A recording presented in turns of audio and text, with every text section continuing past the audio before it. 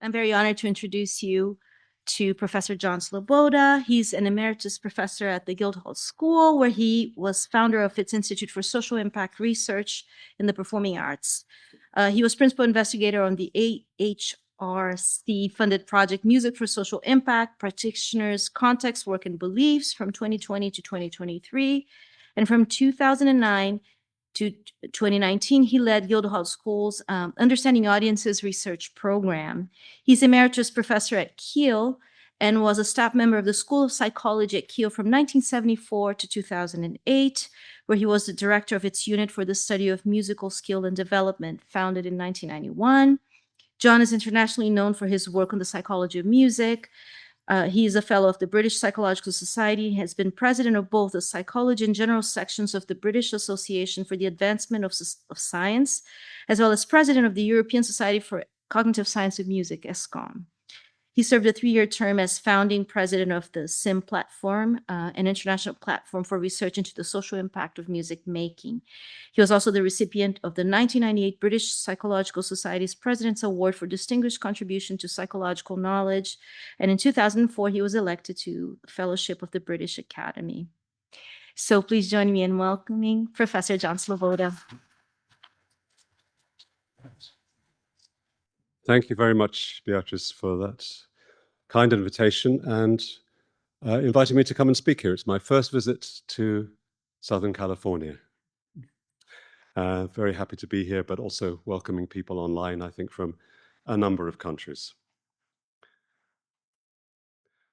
So the underlying motivation for the research project I'm going to talk about today is the recent emergence of a new type of professional music practice. And it has a number of typical characteristics. It's about group music making with people of diverse abilities, facilitated and led by skilled musicians and artists. Excuse me. It's inclusive in the sense that usually there are no auditions and there's no prior level of musical training assumed.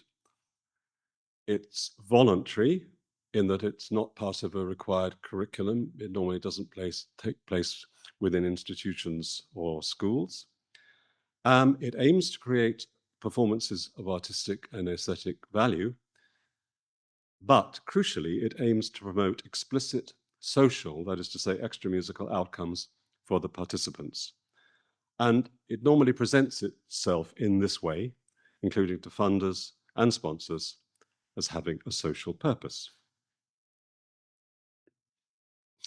Here's an example, just one plucked at random, of an organization that has this social purpose. It's called Streetwise Opera, and this is the front page of their website. I'll just read you the strapline. We enable people who've experienced homelessness to find inspiration and empowerment while they rebuild their lives and identities. And will you notice that apart from the one word opera, you wouldn't even know that this was a music project. And that's quite typical of some of these projects. There now exists a scholarly body whose sole purpose is to support research into this kind of practice. And I'm proud to have been associated with it from the start. The CIM platform, Social Impact of Music Making. And the CIM platform is, if you like, a club of individuals interested in research on this practice, which was first convened in 2015 at a symposium in Ghent, convened by one Lucas Peron, a musical social entrepreneur and researcher with whom I've had a great deal to do over the last decade. CIM obtains and focuses resources, both human and financial, on promoting and supporting researchers, research, and research training in this field. So CIM is a scholarly society, but also it sees itself as a change agent, working to make the field stronger and more visible. So what can we say in detail about this field? It's an emerging area. The research on it is scattered in many places. But since the advent of CIM, its annual symposia and seminars contain the most intensive curated collection of work in this area. And I did a small study in 2019, which I presented at one of the symposia, looking at 112 project-specific abstracts and proposals which were accepted by the conference committee for that particular symposium. Systematically examining these tells us something about what our emerging field looks like. First of all, it's a global phenomenon. In that particular sample, there was research on 34 countries. An uneven spread. At that time, Colombia and the UK were most studied, but perhaps because that particular symposium was taking place in Colombia, it attracted more researchers from that country. But some unusual, perhaps, countries were there among the top 5, including Finland. But as you can see, it's a global practice. What kind of social impact are we talking about? Well, I looked at the words or phrases in the abstracts to this conference describing social impact and discovered 66 distinct impacts, which were mentioned by one or more researcher. And I clustered them into related groups. I'm going to whiz through these because I just want you to see the huge variety of social outcomes which have been hoped for, sought for, claimed for music interventions. There's a bunch on what you might call social inclusion, and the actual words used in the abstracts are below, with the number of times each word or phrase appeared in brackets behind. But I won't dwell on any of these. Here's another bunch on peace and reconciliation, and on trust, on social justice, on collaboration of various kinds, and cultural visibility. It's an interesting one. Preservation of local culture or protecting cultural heritage. Empowerment, identity, personal, national, self-development, violence reduction, health, and how do we make sense of all of this? Well, I put forward a very tentative framework just to try and place some of these outcomes on a dimension. It seems to me that there are two possibilities for this work. One is working with groups, and one is working with individuals. And the direction of the impact you're seeking can be inwards towards some kind of change in that individual, or outwards, looking for some kind of change in society. So, for example, and that's the words in red, the ones which are focused on the individual and looking to inner change seem to me to be those 4 categories: empowerment, self-development, identity, and health. You can see maybe this gives a little bit more structure to what could seem like an almost random set of different outcomes. You can also ask the question, what kinds of people do musicians in this field work with? So I looked for words or phrases describing the constituencies and found again in this sample of abstracts 58 distinct constituencies, which again I've tried to cluster into related groups. There's a set of people who are defined by their occupational or study status, for example, healthcare professionals, etc. There are groups in or emerging from conflict. This was particularly visible in the Colombian context. Refugees, victims of forced displacement, etc. Then there are a group of people who are, in one way or another, displaced.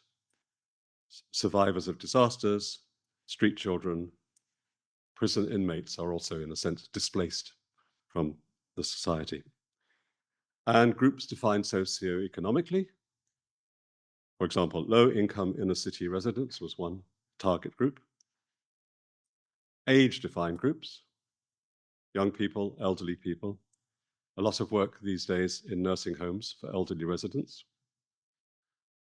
Marginalized or geographically defined groups, indigenous people, non-dominant cultural and linguistic groups.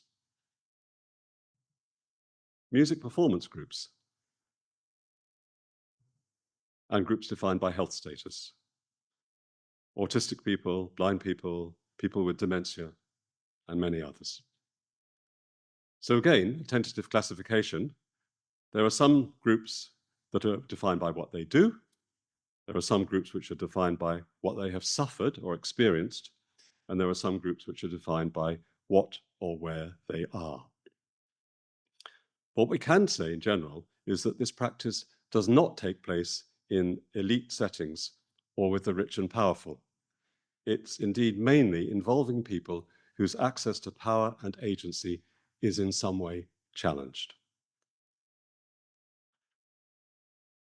So out of this initial early study, some questions emerged. There's such an incredible variety of intended social impacts in projects with such an incredible variety of constituencies. Does this challenge or pose challenges to generalizable research conclusions? How much can one project learn from another?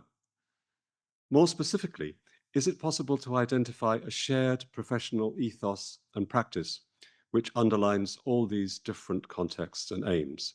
And if so, how is this practice acquired, sustained, and nurtured?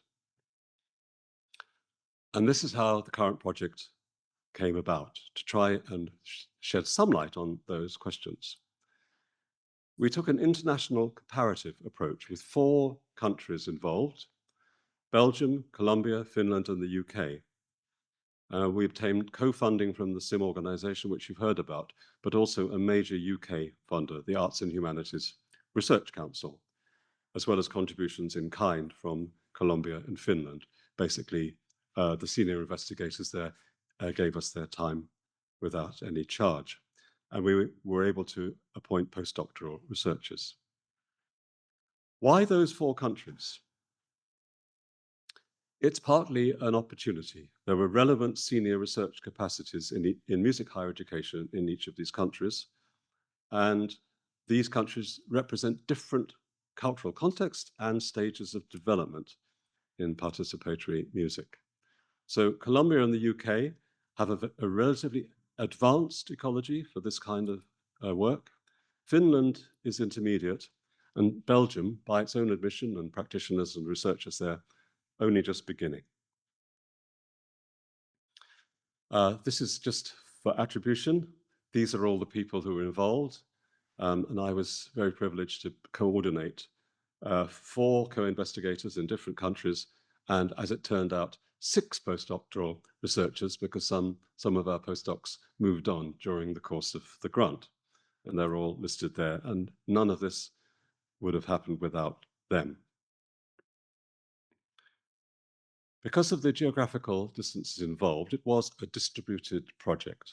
We had a common agreed framework, but the framework was adapted to suit country-specific contexts and conditions. All data gathering was also conducted in the vernaculars of the countries concerned. So Dutch and French for Belgium, Spanish for Colombia, Finnish and Swedish for Finland, and English for the UK. And linguistic and data protection restrictions meant that full sharing of primary data across the 4 teams was not possible. The limited resources for translation were targeted on outputs. So the in-country teams took primary responsibility for analyzing and disseminating their own data. And that's really important in work like this, because the cultural specificities are so great and the meanings of words are so precise and different across cultures that just lumping everything together actually loses the richness and also the accuracy of the data. Shared data has occurred, shared data analysis, but in selected cases only.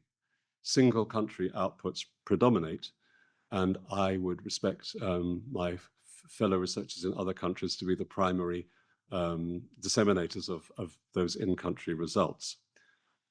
But variety within countries has yielded as important insights as the variation across countries. There were 4 phases to the research. The first phase, which took place in 2020, was a scoping of the context and the environment in each country and a compilation of known projects in each country.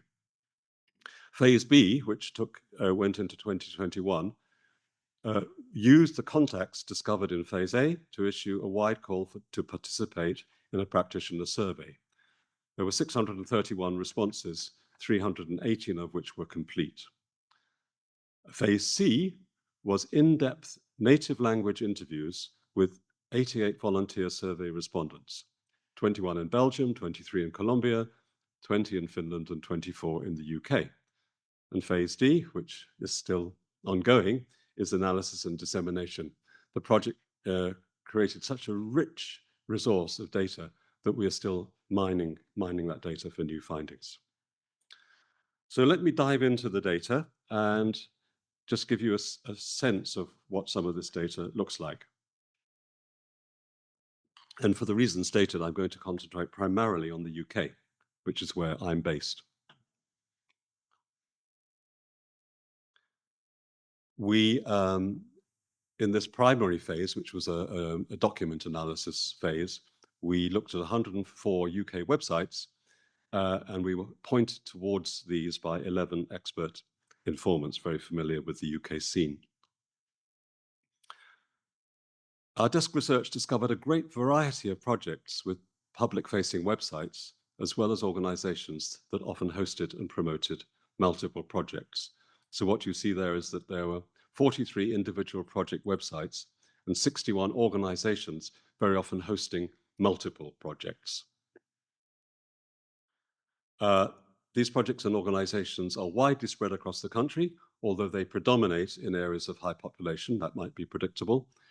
Red dots indicate projects or organizations that have a local focus. The size of the red circles indicate the proportion of organizations that work on a whole country or whole nation basis, which are some 35% of the total. What about recipients? The variety of participant groups in the UK is as diverse as one would expect from the initial research earlier.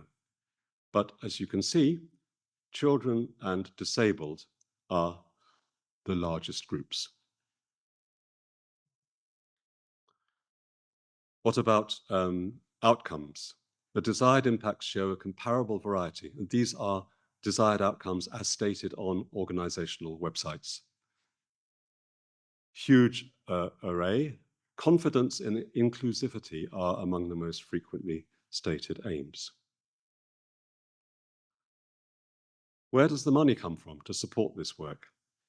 More than 80% of the funding is public, coming in one way or another from the taxpayer. And that means that funding reflects overarching priorities of national government. And key words here are engagement, access, health, and well-being. And in your funding bids, you have to make a plausible case that your work is going to address those issues. So moving on now to the conclusions of Phase A. There's an article published in the Finnish Journal of Music Education, which is a free online journal where you can read more about the other countries' analysis. But the key findings from this phase was an underlying commonality in practices with a strong emphasis on work with children and young people, very broad range of musical genres being employed, a high dependence on public funding, and prioritization of inclusivity and access. But there were clear differences due to the national context. In Colombia, there was a major focus on post-conflict reconciliation for obvious reasons. In Europe, there was a greater focus on disability and older people. And we also discovered that the UK was the most explicit in its public documentation of framing the work in terms of deficits and needs. Moving on to Phase B, which was an online survey, and the target constituency was working professional musicians. Although Phase A produced much useful scoping information about each country, its most significant purpose was to inform the recruitment and selection of direct participants, so as to be as broadly representative of the spread as possible. And so a call went out, and this was the call. Are you a musician aged 18 or over working in the UK? who has recently worked in the community to achieve both musical and social goals. And if you could answer yes to that, you could proceed to the survey. But we did give people an example of what we meant by this. So the example was activities focus on marginalized or excluded groups, such as in regions of poverty, conflict or social disruption, mental or physical impairment, people in prison or those who are homeless, and assist participants to perform music for its intrinsic value, as well as helping them to achieve defined social goals, such as inclusion, empowerment, community building, or activism. The survey methodology was direct requests to individuals and organizations that were identified in Phase A. There were some institutional press releases leading to arts media coverage, calling for participation, social media postings, requests to network moderators to forward to network members, and as much follow-up reminders as possible and appropriate. And the survey ended with a, can we contact you again for possible inclusion in a later, more in-depth interview study? The survey was broad. It had a focus, first of all, on the social music activities. What were they? What kinds? What participants and what were the intended outcomes?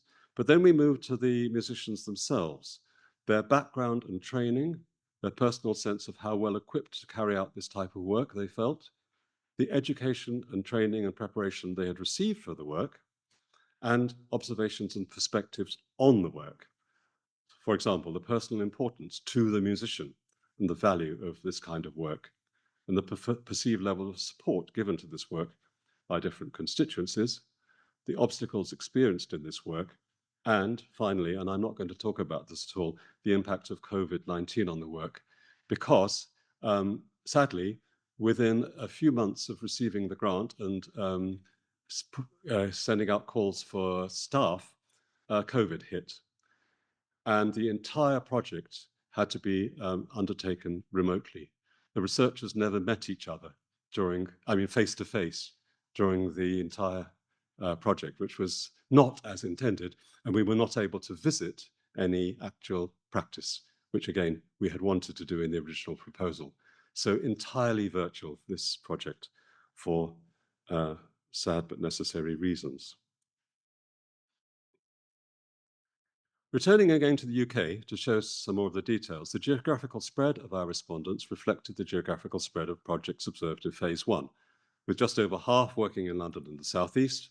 The majority of people worked in urban settings, again reflecting population distribution, but almost a quarter did work in rural settings.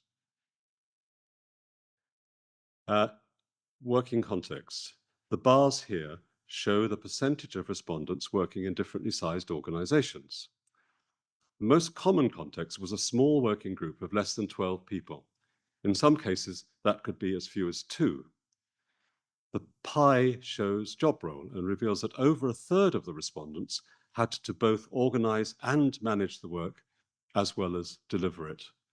And I think that also means raising funds for it. So people involved in this work are really multi-skilled. And this feature was not unique to the UK. How well equipped did they feel? Most respondents felt more or less equipped to do the work, and 1/3 felt totally equipped. Nonetheless, the majority felt they could benefit from further training and guidance. What about education and training for the work?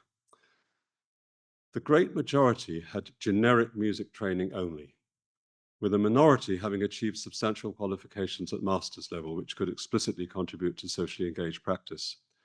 5% had undertaken music therapy training, 5 had undertaken musical leadership courses, and 3 community music. So the question is, where did the remainder acquire their expertise? Well, 31% admitted to no specific preparation or training whatsoever.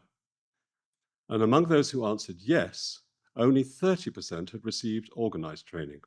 The rest had done a mixture of things, including informal contact with other musicians and training through doing the job. Many of the musicians we talked to had stumbled into the work, looking for work and came across an organization which was doing this kind of social work and decided to give it a go with no prior experience or training at all. These are some quotes from the surveys of different ways of doing it. Look at the one, contact with other practitioners. Talking to others, listening, collaboration, reading, playing with a wide variety of musicians from different worlds. Now, the fact that the same questions were asked in each country allows quantitative cross-country comparison. And here is just one example, which I found quite interesting. The left of each pair of bars for each country indicates the size of the organization in which the respondent carried out their practice. Now, unlike other countries, the great majority of Colombian respondents worked in large organizations, employing more than 50 staff. And these were mainly Sistema-inspired orchestral projects, reaching hundreds, if not thousands, of children. In the UK, in contrast, the most common working context is a small organization employing 12 or less people. Another question, the right-hand blue bar, shows the number of people answering yes to the question, did you undertake any specific preparation or training for your work? An initial hypothesis was that large organizations would be most likely to offer such training, and therefore the Colombian cohort should score highest on this. In fact, Finland was the highest, although Colombia came second. It's perhaps unsurprising that Belgium scored the lowest, as this practice is less well developed there than in other countries. But in every country, there is a significant minority of musicians undertaking this work without focused training or preparation. One thing that needs factoring in here is the availability of training. Sources of training and support have increased over time, and older practitioners may have started their work in relative isolation. And I've been looking at this in relation to the UK cohort and have found a 40-year age range, with the oldest practitioners being in their 60s and the youngest in their 20s. And I've been examining in detail how these ages and generational differences can impact on individual practice, motivation, and beliefs. And I'm finding some interesting contrast between rugged pioneers and those who have more recently entered the field. And to encapsulate it in a nutshell, the younger practitioners seem to be much more specific in terms of the outcomes that they're seeking and the individuals that they are working with or prepared to work with. So, for example, one of the practitioners works with people in prisons, and that's the only kind of social music work they do, whereas older practitioners tended to be much more eclectic in the kinds of groups they would work with. And indeed, one practitioner, when was asked, who do you work with? What type of person do you work with? Just gave the one-word answer, everyone.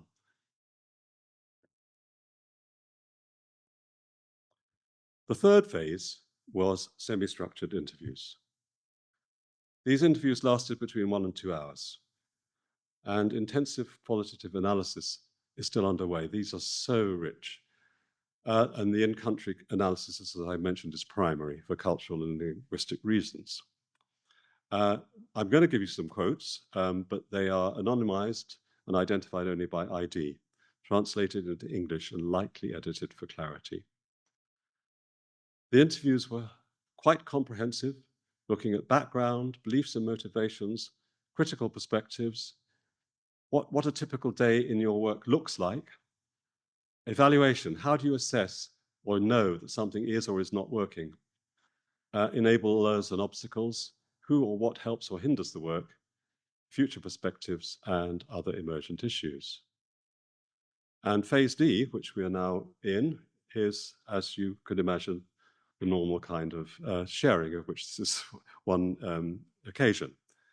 There's a set of academic journal articles and some non-academic outputs, and they're all available on the Multilingual Project Legacy website, which I'll share with you in a moment.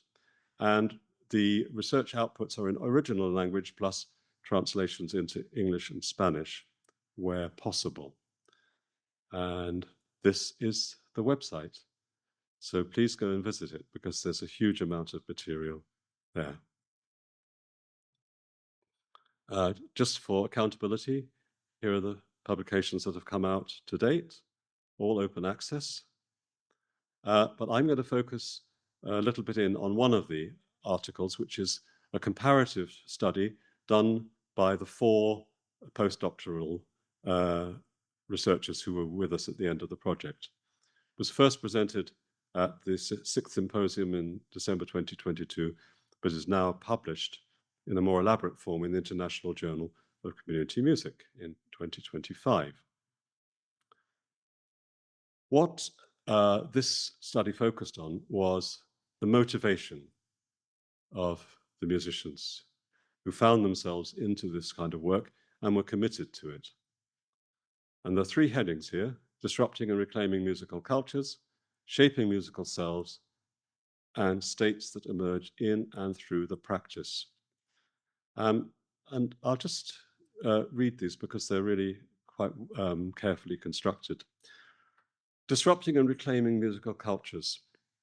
This concerns working towards structural and systemic change, whereby practitioners question or reaffirm what they conceive of as music, with implications for their music making. Reclaiming music as a social practice, for example, by challenging the state of affairs in the industry, dismantling practices understood to be exclusionary, and returning to music cultures and practices that are often othered relative to normative Western forms. Shaping musical selves. This is about the musicians themselves. Participatory music making is seen as an opportunity for practitioners to explore and develop their musical self, including skills, experience, and understanding.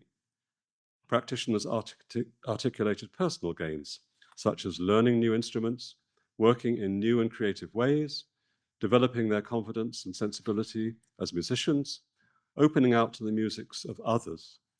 Practitioner musical growth and gains were described as motivating. I stay in this work not only for the people I'm working for, but because it is actually good for me to do this work. And finally, states that emerge in and through the practice. Focusing on the moment of doing, the interaction between practitioners and participants as they make music together. It concerns embodied doing, knowing, which many practitioners expressed as challenging to articulate.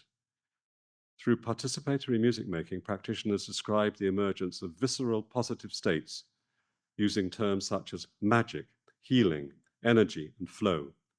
The exposure to such primal communal music experiences motivated them towards the practice.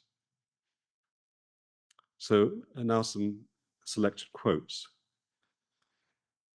In the European locations, desire to disrupt was often accompanied by or sparked from the questioning and critique of dominant musical practices in their contexts.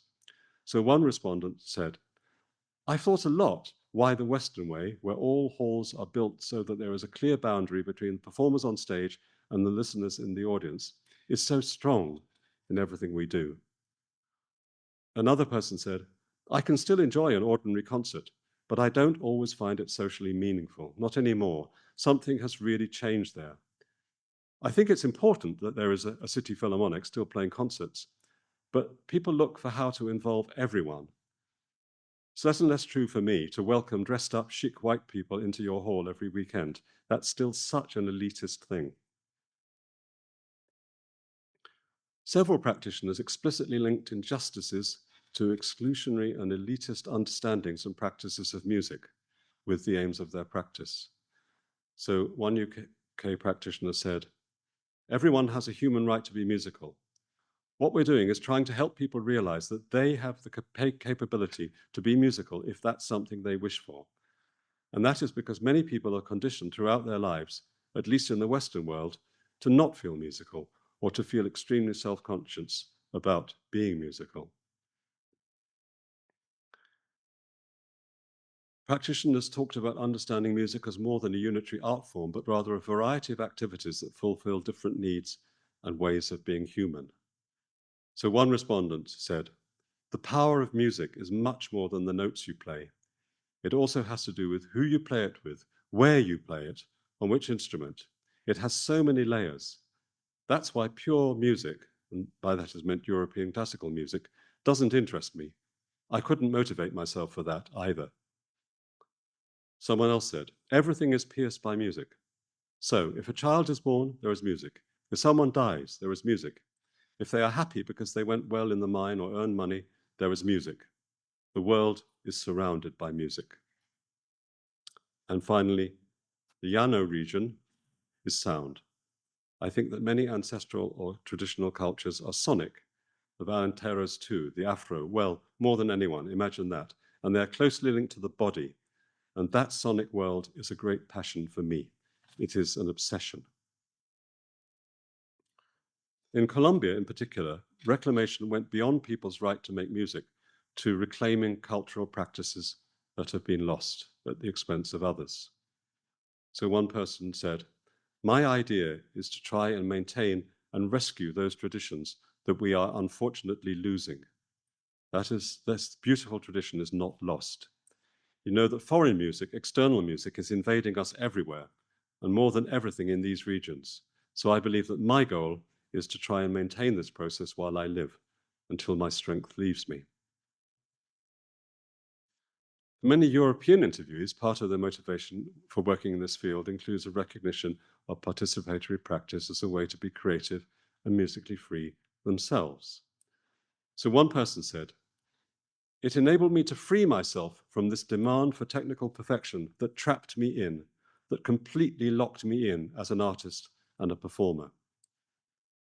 Someone else said, you can think for yourself on what you want to do and in what direction you want to develop your work. You get to use your own creativity and imagination. And from the UK, I wanted to find a way to share ideas and creativity rather than just deliver technique or the correct way to play a piece of music. Among the skills and capabilities developed through participatory practice, deep listening and connection to others were particularly prominent. So one person said, it's definitely relaxed my relationship with music. It's taught me how to really listen differently in music, listen to how people respond to music, how I respond to music. It's taught me that. Someone else said, I noticed that my playing style changed a lot depending on where I was and who was listening, because it became kind of automatic that I reacted to the listener. So for all situations like this, we had to come up with a different way of doing something in the moment.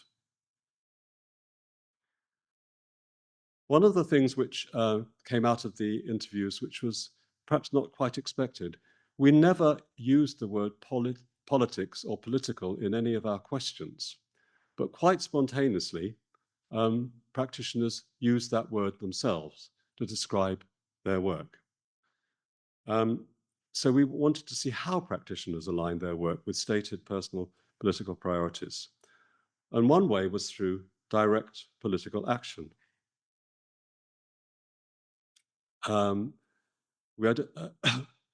We identified also a second way, which was creating desired political conditions within and through practice, which people called mini worlds. So here is one respondent who explicitly mentioned both of these types of engagement in the same quote. They wrote, I have a very political outlook on it, music, in both a small and a large sense. So a lot of the work that I will end up doing will have a political focus of some sort. And that could be a grand political process, or it could be a political process about equality and inclusion, these kinds of issues.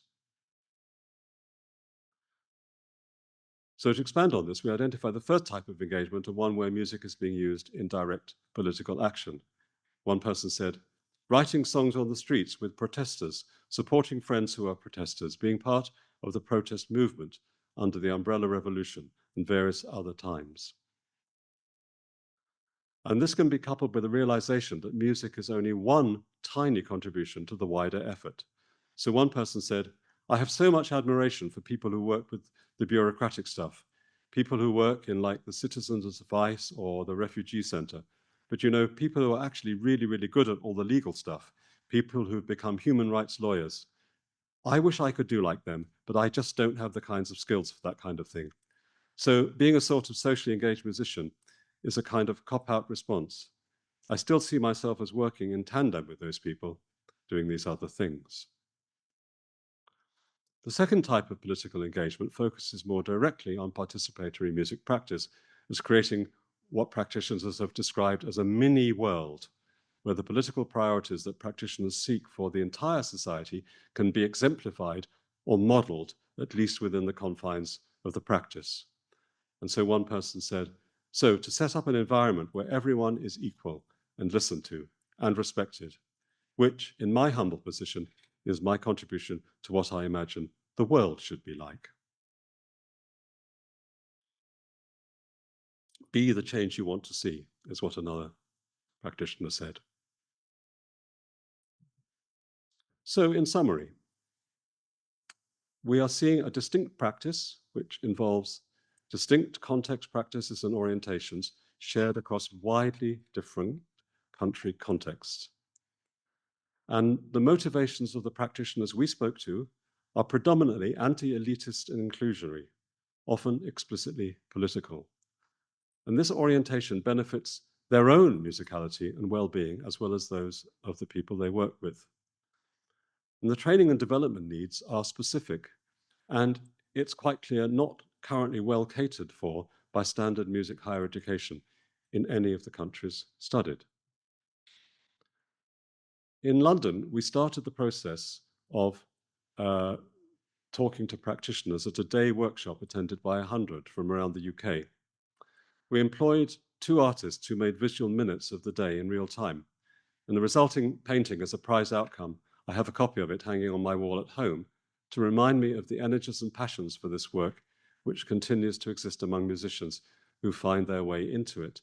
A passion which is often missing from the rank and file members of symphony orchestras.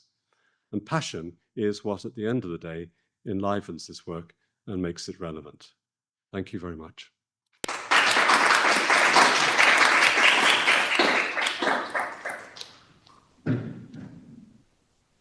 Open for questions, also questions online. Thank you so much. This is such a fascinating talk.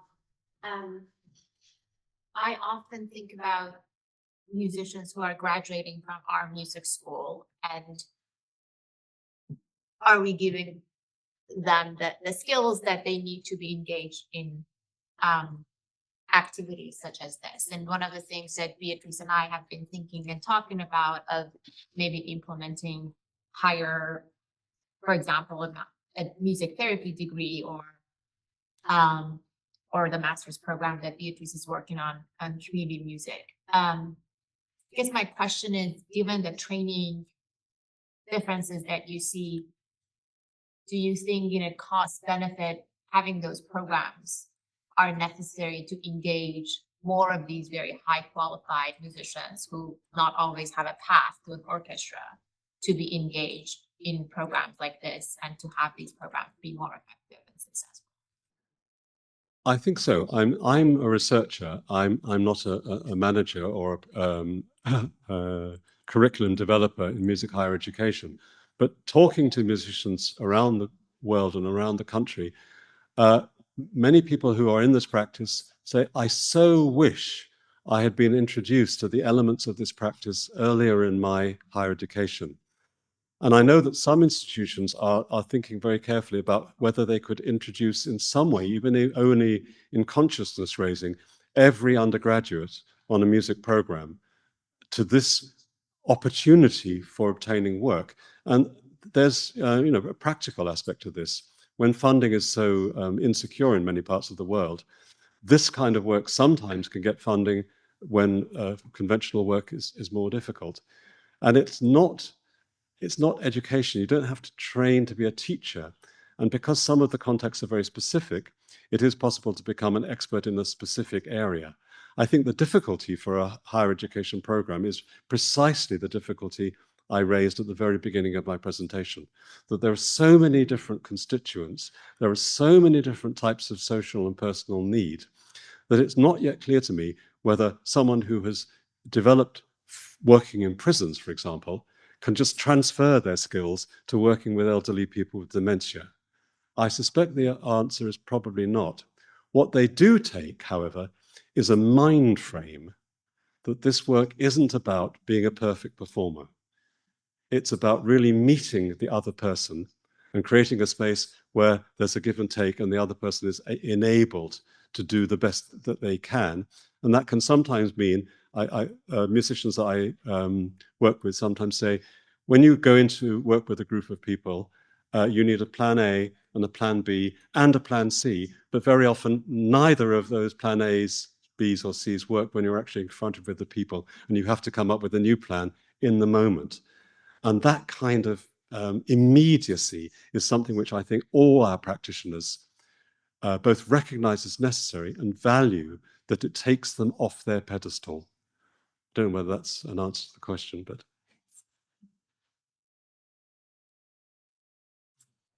Hi, Dr. John. Thanks for sharing. This is a very good topic, and I want to say, because I'm originally from China, I just saw this kind of Western-centered music education and professional conservatory. Yes, it is true, and I just realized a lot of professional musicians, such as classical pianists, just graduated. They have this kind of thought, but they also worry about their future because they contribute lots of money and time to be very professional musicians. Of course, they want to have some financially outcomes and reputation outcomes for them. And they also realize that in this Western-centered music education system, their teachers or the school system taught them how to be professional performers instead of teaching them music is for everyone, that how important to do the music and stuff.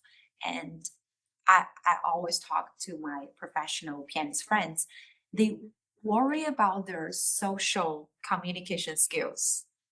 They said they spend a lot of times in the practice room alone, so they doesn't know how to communicate with others. If they want to share or just have some fun with their friends, like non-professionals, they just lack the connections within, just talk to each other. The only way they can do just quote unquote showing off their strategies and expressionists. I just worry about that because I know a lot of my musician friends, they would love to do this kind of things, but they lack the skills. I wonder, do you have any suggestions for them? It's really an expansion of the previous point, and it's very difficult for music higher education institutions to have different missions. Many of the institutions are funded and receive funding on the presupposition that a certain percentage of the graduates will end up in permanent paid professional positions, and that's what people pay their fees to get. So the real question is, can an institution do both and do justice to both? And I think the jury is out on that. And some people have suggested that actually we need a separate training route, which could, for example, be situated more in the social sciences, arts collaboration, where you have sociologists, social workers, people who have expertise in the particular needs of particular groups, working alongside musicians. So it may be that we need a completely different structure rather than trying to shoehorn this rather different training into a box, which is the conservatoire box, where it doesn't really fit. But these debates about what is the conservatoire for and what is the social function of a conservatoire are very live debates. And I think many people have got a sense that just producing the next generation of people who can play Chopin or Tchaikovsky or whatever it is very well doesn't tick every box for a society. And now whether it should tick every box is another question. But I think many musicians are feeling, I want to do more with my life just than to play very well.